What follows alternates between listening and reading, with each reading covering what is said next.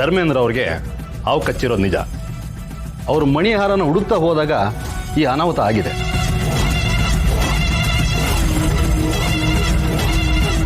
ಅಕ್ಕ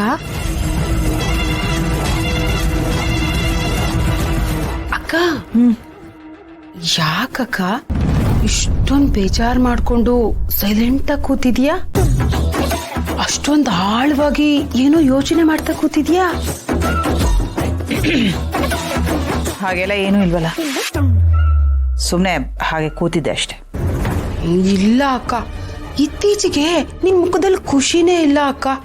ಯಾವಾಗ್ಲೂ ಡಲ್ಲಾಗೆ ಇರ್ತೀಯ. ಯಾಕಕ್ಕ ಅಂಥದ್ದೇನಾಗಿದೆ? ಹೇಗಿದ್ದೀನಿ? ನಾನು ಖುಷಿಯಾಗೇ ಇದ್ದೀನಲ್ಲ. ಅಕ್ಕ, ನೀನ್ ಹೇಗಿದೀಯ ಅಂತ ನಿನಗ್ ಗೊತ್ತಾಗುತ್ತೋ ಇಲ್ಲೋ ನನಗ್ ಗೊತ್ತಿಲ್ಲ, ಆದ್ರೆ ನನಗ್ ಮಾತ್ರ ಚೆನ್ನಾಗ್ ಗೊತ್ತಾಗುತ್ತೆ. ಅಕ್ಕ, ಮೊದ್ಲು ಹೆಂಗಿರ್ತಿದೆ, ಎಲ್ಲರ ಹತ್ರನು ಖುಷಿಯಾಗಿ ಲವಲವಿಕೆಯಿಂದ ಎಲ್ಲರಿಗೂ ಆವಾಜ್ ಹಾಕೊಂಡು ಹೆಂಗಿದ್ಯಕ್ಕ ನೀನು. ಈಗ ನೋಡು ಹೆಂಗಾಗ್ ಹೋಗಿದ್ಯಾ. ಅಕ್ಕ, ನೀನು ಅಭಿ ಮದ್ವೆ ಮಾಡ್ದಾಗಿಂದನೂ ಡಲ್ಲಾಗಿ ಹೋಗಿದ್ಯಾ ಅಕ್ಕ. ಅಕ್ಕ, ನೀನ್ ಖುಷಿಯಾಗಿರೋದಕ್ಕೆ ಎಷ್ಟೊಂದು ಕಾರಣ ಇದೆ. ಈಗ ನೋಡು, ನಾ ಪ್ರೀತಿ ಮದ್ವೆನ ಅಣ್ಣನ ಮಗಳ ಜೊತೆನೆ ಫಿಕ್ಸ್ ಮಾಡಿದ್ಯಾ. ನಮ್ಮ ಮಕ್ಳ ಸಂಬಂಧ ನಮ್ಮ ತವ್ರ ಮನೆ ಜೊತೆನೆ ಬೆಳೀತಾ ಇದೆ ಅಂದ್ಮೇಲೆ ಎಷ್ಟು ಸಂಭ್ರಮ ಇರ್ಬೇಕಲ್ವಾ ಅಕ್ಕ. ನೀನ್ ನೋಡು ಯಾವಾಗ್ಲೂ ಅಂತ ಇರ್ತೀಯ. ಏನಕ್ಕ ನೀನು ಮೊದ್ಲಿನ ತರ ನನ್ನ ಜೊತೆ ಸರಿಯಾಗಿ ಮಾತೇ ಆಡಲ್ಲ.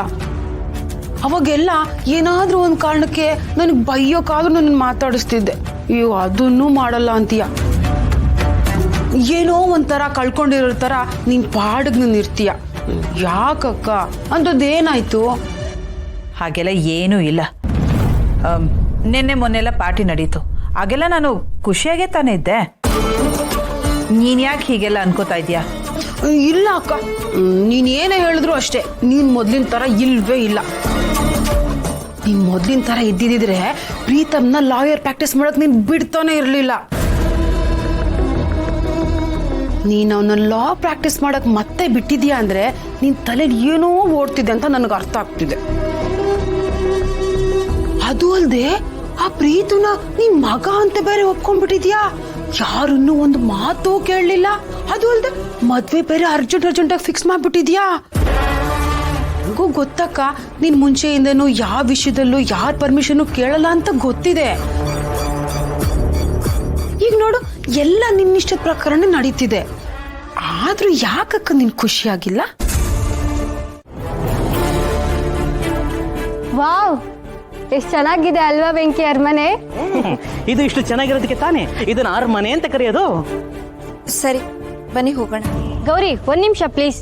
ಏ ವೆಂಕಿ, ಫೋಟೋ ತೆಗಿಯೋ. ಇದೇನ್ ಬಾಸಿದು? ಈ ಹುಡುಗಿರು ಹೊಟ್ಟೆ ಹಸ್ದಾಗ ಊಟ ತಿನ್ಬೇಕು ಅನ್ನೋದು ನೆನಪಲ್ಲಿ ಇಟ್ಕೋತಾರೋ ಇಟ್ಕೊಳ್ಳಲ್ವೋ, ಆದ್ರೆ ಈ ತರ ಒಳ್ಳೊಳ್ಳೆ ಲೊಕೇಶನ್ ನೋಡ್ಬಿಟ್ರೆ ಮಾತ್ರ ಫೋಟೋ ತೆಗೆಸ್ಕೋಬೇಕು ಅನ್ನೋದು ಪಕ್ಕ ನೆನಪಲ್ಲಿ ಇಟ್ಕೋತಾರೆ. ಏ ತೆಗಿಯೋ ಫೋಟೋ, ಜಾಗ ನೋಡು ಎಷ್ಟು ಚೆನ್ನಾಗಿದೆ. ಕಡಮ, ನಮ್ಮ ಜೀವನದಲ್ಲಿ ಏನೇನ್ ಮಾಡ್ಬೇಕು ಏನೋ. ಏ ಇರು, ಈ ಕಡೆ ನಿಂತ್ಕೋತೀನಿ, ಈ ಕಡೆ ತೆಗಿ.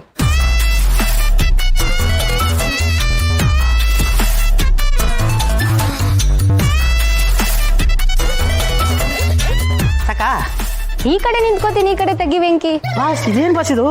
ಇನ್ಸ್ಟಾಗ್ರಾಮ್ಗೆ ಹಾಕ 4 ಫೋಟೋಕ್ಕೆ 40 ಫೋಟೋ ತೆಗೆಸ್ಕೊಂತಾಳೆ, ಅದು ವಿತೌಟ್ ಪೇಮೆಂಟ್. ಸ್ವಲ್ಪ ಫೋನ್ನ ಡೌನ್ ಮಾಡಿ ಫೋಟೋ ತೆಗಿಯೋ. ಯಾಕೆ ಮಲ್ಕೊಂಬಿಡು, ತೆಗೆದೇ ಬಿಡ್ತೀನಿ. ಆಯ್ತಾ ನಿಮ್ದು? ನಾವಿಲ್ಲಿ ಬಂದಿರೋದು ಕೇಸ್ ವಿಷಯವಾಗಿ, ಫೋಟೋ ಶೂಟ್ ಮಾಡಕ್ಕಲ್ಲ.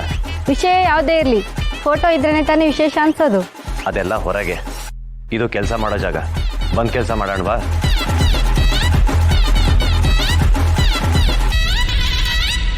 ನೀನಾ? ನೀ ಯಾಕೆ ಇಲ್ಲಿಗೆ ಬಂದೆ? ಇವರೆಲ್ಲ ಯಾರು? ಅದು ಗೌರಿ ಅವರೇ, ಈ ಮನೆಯವ್ರ ಜೊತೆ ಸ್ವಲ್ಪ ಮಾತಾಡ್ಬೇಕಾಯ್ತು. ಅವ್ರನ್ನ ಕರಿತೀರಾ? ನೀವ್ಯಾರು? ನಾನೊಬ್ಬ ಲಾಯರ್. ಲಾಯರಾ? ಹೌದು, ನಾನು ಈ ಮನೆಯವ್ರ ಹತ್ರ ಮಾತಾಡ್ಬೇಕಾಯ್ತು. ನಮ್ಮ ಹತ್ರ ಆರ್ಡರ್ ಇದೆ. ನೀವು ಇಲ್ಲೇ ರೀ, ನೀ ಯಜಮಾನ್ರಿಗೆ ಹೇಳ್ತೀನಿ. ಅಮ್ಮೋರೆ, ಏನು? ಅವ್ರು ಯಾರೋ ಲಾಯರ್ ಬಂದಿದ್ದಾರೆ, ಯಜಮಾನ್ರನ್ನ ನೋಡ್ಬೇಕಂತೆ, ಅವ್ರ ಹತ್ರ ಏನೋ ಮಾತಾಡ್ಬೇಕಂತೆ. ಅವ್ರ ಜೊತೆ ಆ ರಾಮಚಂದ್ರ ಮಗ ಗೌರಿನೂ ಬಂದಿದ್ದಾರೆ. ಗೌರಿನಾ? ಅವಳಾಕೆ ಬಂದ್ಲು? ಸರಿ, ನಾನು ಬರ್ತೀನಿ ನಡಿ. ಗೌರಿನಾ? ಅವಳಾಗಿ ಬಂದಿರ್ಬೋದು. ಅಷ್ಟಾಗಿ ಇವ್ರು ಮಾತಾಡೋ ಸ್ಥಿತಿಯಲ್ಲಿಲ್ಲ. ಸರಿ, ನಾನೇ ಕೇಳ್ತೀನಿ.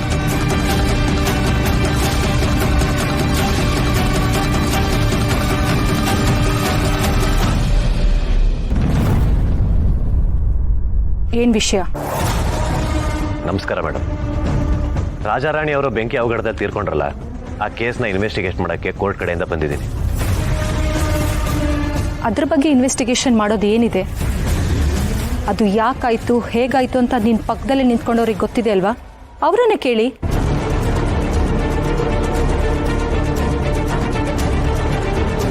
ಮೇಡಮ್, ನ್ಯಾಯ ಯಾವತ್ತೂ ಅನ್ಯಾಯ ಆಗೋದಿಲ್ಲ. ಹಾಗೆ ಇವರೇ ತಪ್ಪು ಮಾಡಿದಾರಂತ ನೀವು ಮಾತಾಡೋಗೂ ಇಲ್ಲ. ಹೀಗೆ ಅನ್ಯಾಯ ಮಾಡಿರೋರ ಪರ ವಹಿಸ್ಕೊಂಡು ಮಾತಾಡ್ತಾ ಇದ್ದೀರಲ್ವಾ, ನಿಮ್ಗೇನು ಅನ್ಸಲ್ವಾ? ನೋಡಿ ಮೇಡಮ್, ನಾನೊಬ್ಬ ಲಾಯರ್. ಅದನ್ನೆಲ್ಲ ನೋಡ್ಕೊಡೋದಕ್ಕೆ ಅಂತಾನೆ ಕೋರ್ಟ್ ಇದೆ, ಕಾನೂನಿದೆ. ಹಾಗೆ ಇನ್ನೊಂದು ವಿಷಯ, ಇವರೇ ತಪ್ಪು ಮಾಡಿದಾರಂತ ಪ್ರೂವ್ ಆಗೋ ತನಕ ನೀವು ಇವ್ರನ್ನ ಅಪರಾಧಿ ಅಂತ ಹೇಳೋ ಹಾಗೆ ಇಲ್ಲ.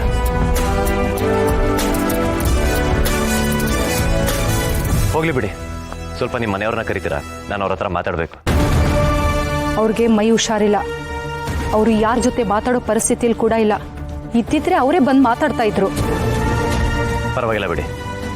ಅವತ್ತು ಹೋಮ ಎಲ್ಲಿ ನಡೀತು, ಈ ಇನ್ಸಿಡೆಂಟ್ ಎಲ್ಲ ಹೇಗಾಯ್ತು ಅಂತ ತಿಳ್ಕೊಬೇಕಾಯ್ತು. ಹಾಗೆ ಅರಮನೆಯಲ್ಲೆಲ್ಲ ಒಂದ್ಸಲ ನೋಡ್ಬೇಕಾಯ್ತು.